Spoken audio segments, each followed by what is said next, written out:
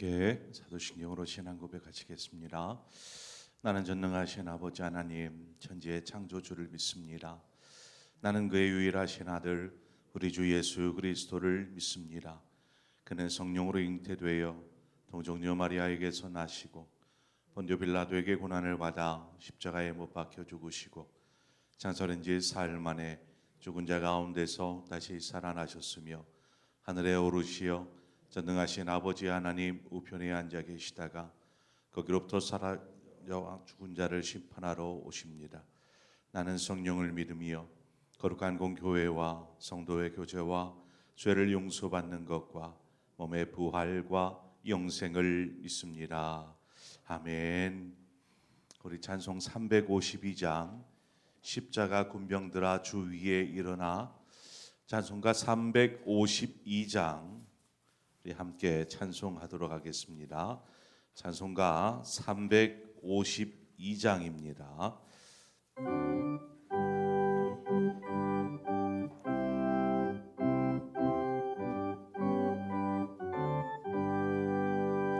십자가 군병들아 주 위에 일어나 기들고 앞서 나가 담대히 싸우라. 주께서 승전하고 영광을 얻도록 그 군대 거느리사 이기게 하시네. 십자가 군병들아 주 위에 일어나 그 나팔 소리 듣고 곧 나가 싸우라. 수 없는 원수 앞에 저 따라갈 때에 주 예수 힘을 주사 강하게 하시네. 십자가 군병들아 주 위에 일어나 내 힘이 부족하나 주 권능 믿으라. 복음의 갑주 입고 늘 기도하면서 너 맡은 자리에서 충성을 다하라. 십자가 군병들아 주 위에 일어나 이날에 접전하고 복태가 부르라. 승존한 군사들은 영생을 얻으며 영광의 주와 함께 왕노를 하리라.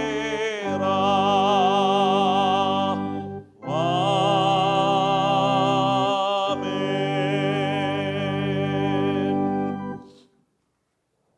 하나님 말씀 보겠습니다. 사무엘상 17장 38절에서 44절의 말씀을 우리 한 절씩 교독해서 보도록 하겠습니다.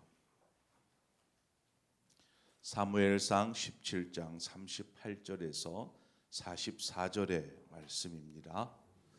한 절씩 교독합니다. 이에 사울이 자기 군복을 다윗에게 입히고 노투구를 그의 머리에 씌우고 또 그에게 갑옷을 입히매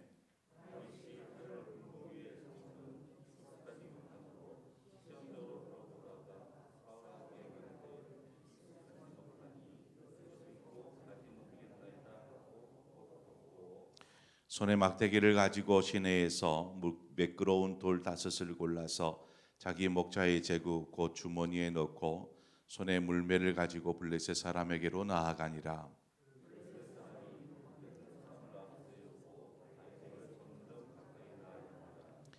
그 블레셋 사람이 둘러보다가 다윗을 보고 업신여기니 이는 그가 젊고 붉고 용모가 아름다움이라.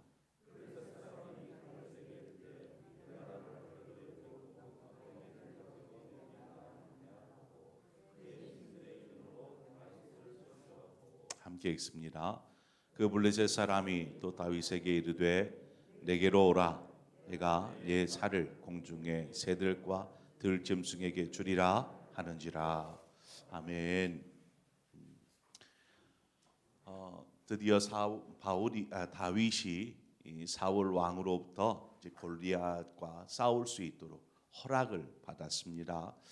이제 싸움에 나갈 준비를 해야 되는데 사울이 자신이 착용하고 있던 오늘 본문에 보니까 군복과 투구와 갑옷과 칼을 지금 다윗에게 입히고 무장시키는 것을 보게 됩니다.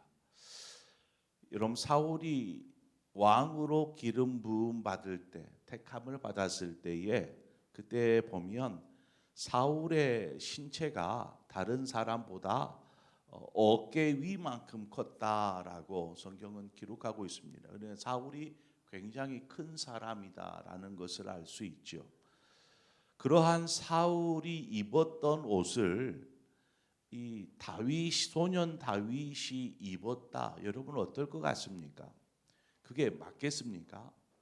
아빠의 옷을 아이가 이렇게 입었을 때에 그 커서 이렇게 손도 보이지 않는 모습과 같이 지금 아마 그런 좀 우스꽝스러운 모습을 지금 다윗이 하고 있지 않을까 싶습니다. 무엇보다 목동으로 그냥 양만 치던 다윗이 언제 뭐 이러한 그 군복이나 뭐 칼이 이런 것들을 착용해 보았겠습니까? 다윗에게는 그 모든 것이 거추장스럽고 어색하기만 했습니다. 오히려 다윗에게는 이 모든 것이 불편하였을 것입니다.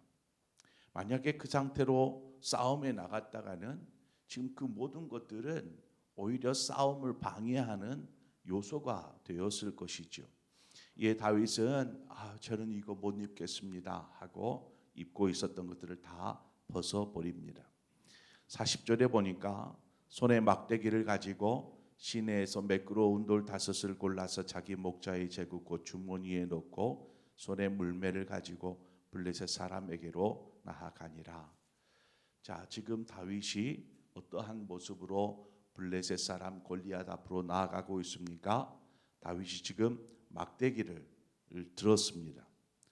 그것은 뭐 평상시 자신이 양떼를 칠 때에 항상 가지고 다니는 지팡이였지요. 자신의 손에 그서 놔본 적이 없는 이 지팡이, 늘 이것은 어떤 것들을 무엇을 의미하냐면 늘 자신과 함께 하시는 하나님을 의미합니다. 마치 모세가 지팡이를 들어서 하나님께서 그 능력을 행하게 하여 주신 것처럼 다윗에게 이 지팡이는 늘 자신과 함께 하시는 하나님과 같습니다. 그래서 지금 다윗이 언제나 의지하는 하나님을 꼭 붙잡고 그 골리앗 앞으로 나아가는 것이죠. 사울 왕이 입었던 군장입니다. 얼마나 화려하고 멋지겠습니까? 다른 병사들이 입는 것과는 차원이 다른 화려함을 가지고 있었을 옷일 테지만 멋있고 화려해 보이는 왕의 군장이 아니라 지금 다윗이 입고 있는 것은 그저 평소에 입고 사용하던 것들, 그 모습 그대로 지금 골리앗 앞에 서는 것입니다. 다윗이 왕의 갑옷을 입으면 뭐 갑작스러운 힘이 그 안에서 막 생겨날까요? 아니면 왕이 사용하던 칼을 들고 있으면 놀라운 힘을 막 발휘하게 될까요? 그렇지 않잖아요. 다윗이 나가는 그 싸움은 여러분 이스라엘을 대표하는 것입니다. 지금 블레셋 사람 앞으로 나아가는 이 다윗은 아무도 두려워서 그 골리앗 앞으로 나아가려고 하지 않을 때 지금 다윗이 제가 나가겠습니다 하고 나가는데 그것은 이스라엘 전체를 대표하는 것입니다. 이 싸움에 의해서 승패가 갈려버립니다. 누군가는 상대에게 종이 되어야 되고 만약에 승리하면 저들이 종이 되어지는 골리앗이 큰소리 쳤던 것처럼 이처럼 한 사람의 싸움이 이스라엘 전체의 싸움을 그냥 정리해 버리는 것이죠. 얼마나 중요한 자리이고 또 이스라엘 전체를 대표하는 이 일이 얼마나 중요한 일이겠습니까? 자, 그 일을 위해서 지금 다윗이 나선 것입니다. 그러므로 사울은 그냥 내보낼 수가 없었어요. 다윗을 그 모습 그대로. 그래도 나름의 구색을 갖추어서 좀 군장도 차고 칼도 좀 들고 그렇게 해서 내보내려고 했었던 것입니다. 정작 중요한 것은 다윗 스스로 다윗에게 지금 필요한 것은 그러한 화려한 군장이나 거추장스러운 것들이 아니라 평소에 하던 대로 그렇게 나아가는 것이죠. 그래서 이스라엘 사람들이 지금 해야 될 것들은 무엇일까요? 다윗을 위해서 해야 될 것은 응원하는 것이잖아요. 그를 위해서 기도하는 것. 하나님 도와주십시오.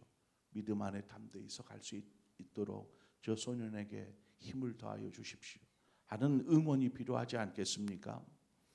다윗은 평상시 하듯이 그 하나님을 상징하는 이 지팡이를 꼭 붙잡고 평상시 어깨에 걸고 다니던 작은 주머니, 이 가방이죠. 조그만한 가방.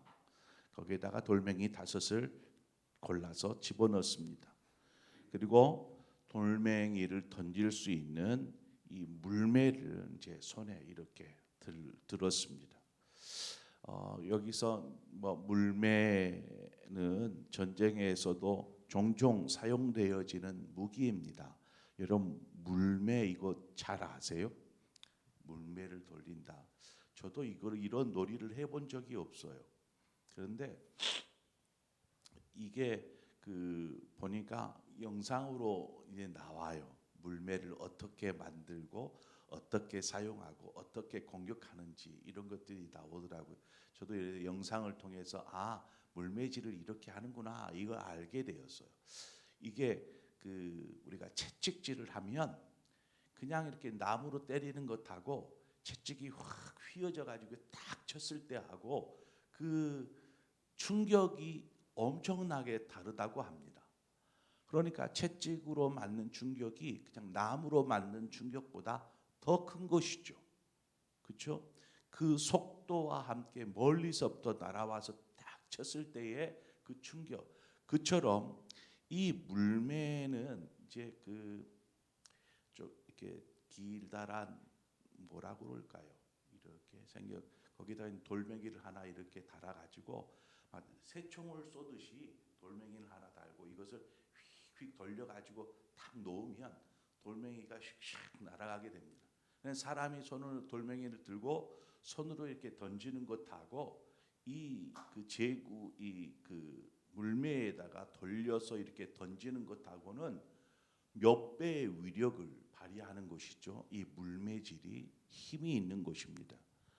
그래서 뭐 우리나라에서는 그렇게 물매로 병사들을 이렇게 했던 그런 것들은 역사 기록이 많이 없는 것 같아요. 근데 외국에서의 외국 사람들이 전쟁할 때 이 물매질을 하는 그러한 병사들이 따로 이렇게 있을 만큼 이것의 위력이 대단하였다라는 것을 우리는 알 수 있습니다. 여하튼 다윗은 목동으로 있으면서 짐승이 오거나 멀리에서 뭔가 이렇게 되면 이 물매를 돌려가지고 그 돌멩이를 던져서 그 짐승을 도망치게 한달지 혹은 짐승을 맞춰서 죽인달지 이와 같은 일들을 하였던 것이죠. 그러니까 이것은 물매질을 하는 것은 다윗에게는 그냥 재미있는 놀이요. 그에게는 너무나 익숙한 일이었던 것입니다. 그래서 지금 다윗이 골리앗을 향해서 나아갈 때에 선택한 방법이 바로 이 물매질이었다라는 것입니다. 다윗은 평소에 하던 대로 싸움에 나갈 준비를 하였습니다. 제가 목회를 하면서 평소에 하던 습관대로 이렇게 하는 것이 얼마나 중요한지를 깨닫게 됩니다. 종종 교회 이제 목회를 하다 보니까 특별한 행사 혹은 특별한 프로그램을 이렇게 계획해 가지고 목회에 이제 접목시켜서 진행을 할 때가 있습니다. 특별 프로그램이 성도들의 신앙에 얼마만큼 영향을 미칠까? 이것들을 보면은요, 나중에서야 이렇게 걸어져 했던 것들을 돌아보면 특별히 했던 것이 정말 큰 효과가 있었던가? 그렇지는 않았던 것 같아요. 우리가 예를 들어 보십시다. 우리 고난주간 때 우리가 특별 새벽 기도회를 했습니다. 특별이라는 단어를 붙여서 특별 새벽 기도회를 진행했었는데 뭐 특별하다 그래서 뭐 특별한 은혜가 있는 것은 아닙니다. 그러나 이러한 특별 새벽 기도회를 통해서 새벽에 기도하지 않던 성도들을 깨우고 함께 더불어 기도할 수 있도록 하는 그러한 기회를 주었다라는 면에서 이것이 뭐 긍정적인 계획이었다, 긍정적이었다라고 표현할 수 있지만 나중에 이렇게 두고 보면 정말 교회를 기도로 채워가는 것, 이것은 평상시에 새벽을 깨우고 교회에 와서 기도하는 이 평상시에 기도하는 바로 여러분들로 인해서 교회가 기도하는 교회의 기도의 분량이 채워지는 것임을 저는 보게 됩니다. 뭔가 특별한 것을 통해서가 아니고 그저 평상시 하던 분들이 기도하더라는 것이죠. 평상시의 신앙이 얼마나 중요한지, 우리의 몸에 배어 있는 신앙이 얼마나 중요한지를 보게 됩니다. 다윗이 블레셋 사람 앞에 나아갈 때에도 특별하게 뭔 준비하지 않았어요. 특별한 것들을 입혀서 어떻게든 해보려고 했지만 오히려 그것은 그냥 거부감이 들고 거추장스럽기만 하고 방해만 되어졌던 것이죠. 그냥 평상시 하던 대로 그냥 그렇게 나아가는 것이죠. 다윗이 블레셋 사람 골리앗 앞으로 나아갑니다. 블레셋 사람 역시 이제 자신을 향해서 나오는 이스라엘 대표자를 보고 자신도 앞으로 나아가는데 그 앞에는 누가 있어요? 방패를 크게 들고 있는 한 사람이 그 앞서 나가고 뒤 이어서 골리앗이 나갑니다. 왜 방패를 든 사람이 앞에 나갈까요? 방패를 들 힘이 없어서요. 두려움입니다. 왜요? 혹시 뭔가라도 날아오지는 않을까 하는, 그래서 방패 든 사람을 앞에 세우는 것입니다. 그리고 자신은 뒤에서 이렇게 가는 것이죠. 이제 거리가 조금씩 다윗과 골리앗 사이의 거리가 가까워지기 시작합니다. 그러면서 골리앗이 다윗을 자세히 볼 수 있었죠. 42절에 보니까 골리앗이 다윗을 이렇게 보고 업신여겼다라고 기록하고 있습니다. 업신여겼다. 어찌 보면 이 표현이 너무나 당연한 표현인지도 모르겠습니다. 아니, 이스라엘을 대표해서 자신과 싸우겠다라고 나온 사람이 아무런 무장도 되어 있지 않아요. 심지어 손에 칼도 들고 있지 않아요. 들고 있는 것은 나무 막대기 하나 들고 있는, 또 이렇게 보니까 그렇잖아요. 좀 싸움을 하려면 좀 등치도 좀 있고 몸도 튼튼한 용사 같은 사람이라도 나와야 되잖아요. 그런데 그냥 작고 어려서 아름답다라고 표현하는 그런 소년이 지금 자신과 싸우겠다고 걸어 나오니 어떻게 업신여기지 않을 수 있겠습니까? 골리앗이 다윗을 보고 업신여기는 것입니다. 여러분, 우리가 믿음의 눈으로 다윗을 바라본다면 우리는 결코 업신여길 수 없습니다. 그는 그 만군의 여호와 이스라엘의 하나님을 지금 손으로 붙잡고 있는 것이지요. 더불어서 골리앗 앞에는 그냥 지극히 그냥 어리고 그냥 아름답기까지 한 소년에 불과할지 모르지만 그는 믿음의 대장부요, 어떤 용사보다 뛰어난 믿음의 용사가 되어 있는 것입니다. 하나님의 용사가 되어 있는 것이죠. 그것을 바라보지 못하니까 결국 패배하는 것입니다. 여러분, 우리가 하나님을 바라볼 때 어떠한 모습으로 바라보아야 할까요? 우리의 신앙이 어떤 뭔가 새롭고 화려한 것으로 하나님 앞에 보여드리기 위해서 하는 신앙이 아니라 그저 평상시 하는 기도의 습관, 예배의 습관, 섬김의 습관으로 하나님을 섬겨가는 것입니다. 하나님은 우리의 외적인 화려함을 보고자 하지 않으십니다. 중요한 것은 하나님은 우리의 중심을 보시는 분이시지요. 그래서 평상시에 우리의 신앙의 자세, 우리의 모습, 우리의 신앙의 태도가 하나님에게 있어서는 중요한 것입니다. 그러므로 뭔가 특별한 것을 통해서 하나님의 기쁨이 되기보다 평상시 내가 하는 신앙의 습관을 따라서 하나님 앞에 서는 것이죠. 늘 믿음으로 하나님을 붙잡고 의지하고 서서 믿음으로 살아가는 삶, 바로 이것이 믿음의 대장부요, 하나님이 기뻐하시는 하나님의 용사가 되는 것입니다.